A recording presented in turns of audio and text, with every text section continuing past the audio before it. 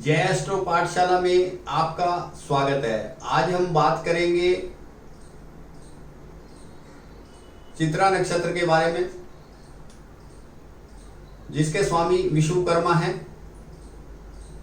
यह 14 नंबर का नक्षत्र है। ठीक इससे पहले 13 नक्षत्र हैं और ठीक इसके बाद 13 नक्षत्र हैं, तो इसको मध्य नक्षत्र भी कह सकते हैं।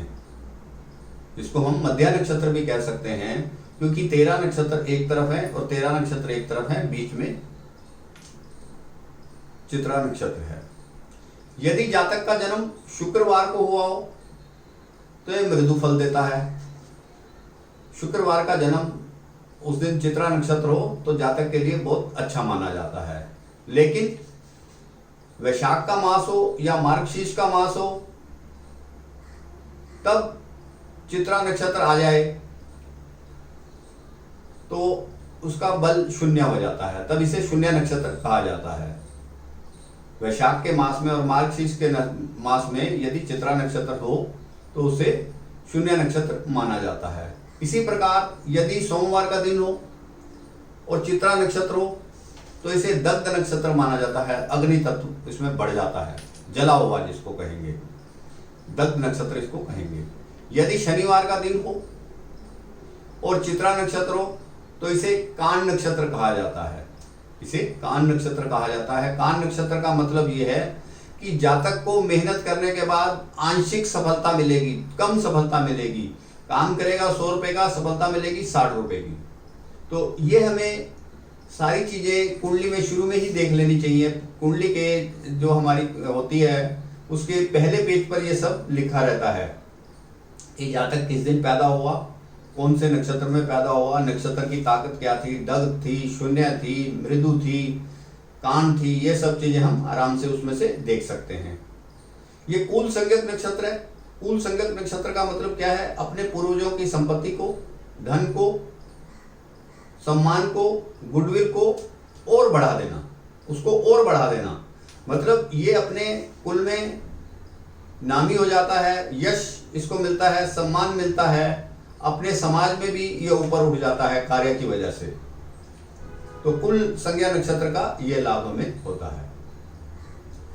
इसे स्त्री जाति का माना गया है, मयावी है, स्त्री जाति का नक्षत्र माना गया है। अग्नि तत्व नक्षत्र है यह तत्व अग्नि तत्व नक्षत्र कहलाता है कि किसी कार्य को करने के लिए ये हमेशा आतुर रहता है और पूरा उसको करके ही दम लेता है। अग्नि तत्व का नक्षत्र है। राक्षस प्रवृत्ति का है।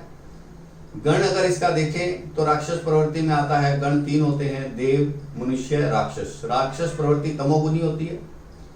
इसके 2 चरण कन्या राशि में और 2 चरण तुला राशि में। इसका पहला और दूसरा चरण कन्या राशि में, तीसरा और चौथा चरण तुला राशि में होगा। इस जन्म नक्षत्र के जातक जिनका चंद्र नक्षत्र चित्रा है, कार्य कुशल होते हैं, अपने कार्य में पक्के होते हैं, कार्य के पक्के होते हैं। कार्य में इनको कारीगरी हासिल होती है, ये उसको पूरे कॉन्फिडेंस से कार्य को करते हैं।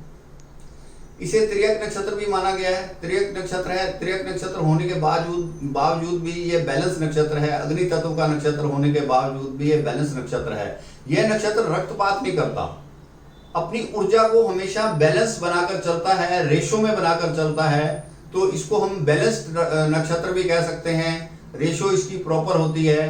त्रियक नक्षत्र है, ये किसी भी तरह के काम कर सकता है। काम में इसका विस्तार हो जाता है। पुल बनाने का काम, आड़े तिरछे काम करने, समतल कार्य करने, ऊंचे और नीचे कार्य करने, ये सब कार्यों को अपना सफल कर लेता है अपनी बैलेंस ऊर्जा से। उसके पास ऊर्जा का बल काफी होता है और कंट्रोल में होता है। यदि यह नक्षत्र पाप प्रभाव में ना हो तब। इसका वंश क्या है? ऋषि क्रतु वंश में यह आता है। ऋषि क्रतु वंश में जो 4 नक्षत्र आते हैं उनमें से ये एक है। ऋषि क्रतु वंश के जो नक्षत्र हैं उनका कार्य क्या है? मनोबल को बढ़ा के रखना, प्रोत्साहन को बढ़ा के रखना। तो ऐसे जातक अपने मनोबल को बढ़ाकर रखते हैं, प्रोत्साहन को बढ़ाकर रखते हैं और अपने कार्य में सिद्धि पा लेते हैं। अब इसके अंगों की बात कर लेते हैं कि इसमें अंग कौन कौन से प्रभावित हो जाते हैं। अंग इसमें उदर आएगा, गर्भाशय आएगा, कोख आएगी, यकृत, लिवर, हर्निया और अपेंडिक्स।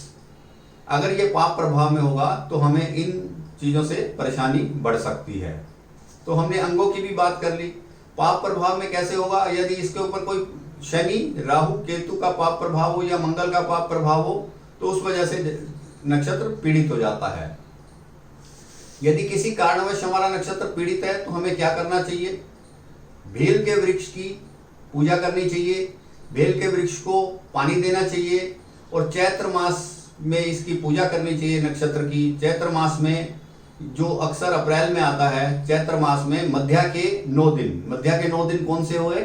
दशमी से लेकर तृतीया तक, 10, 11, 12, 1, 13, 14, 15, 1, 2, 3, ये 9 दिन इसकी पूजा करनी चाहिए।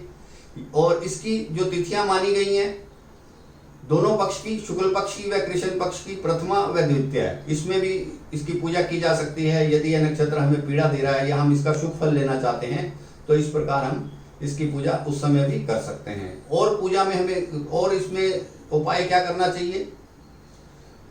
दुर्गा सप्तशती का पाठ करना चाहिए। जातक यदि परेशान है, उसको कोई पीड़ा है तो दुर्गा सप्तशती का पाठ करना चाहिए।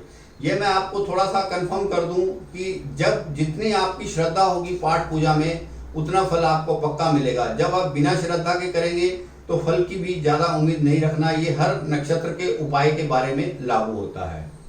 हमें दुर्गा सप्तशती का पाठ करना चाहिए, सप्तश्लोकी का नित्य पाठ करना चाहिए। यदि हम पीड़ित हैं चित्रा नक्षत्र की वजह से तो हमें सप्तश्लोकी का नित्य पाठ करना चाहिए। दुर्गा पूजा के उत्सव में भाग लेना चाहिए बढ़ चढ़कर।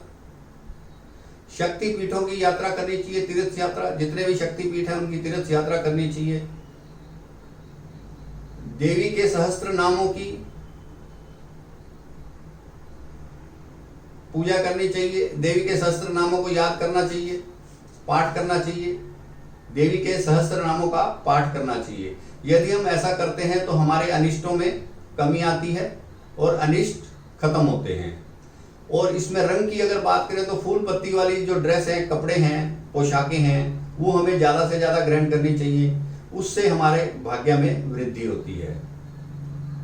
आज हमने बात की चित्रा नक्षत्र के बारे में, इसके पीड़ित होने के क्या क्या लक्षण हैं और इसके उपाय क्या क्या हैं। यदि यह वीडियो आपको अच्छा लगा हो तो इसे आप लाइक करें, शेयर करें और मेरे चैनल को भी सब्सक्राइब करें, जिससे कि मेरी आने वाला वीडियो सीधा आपको मिलता रहे।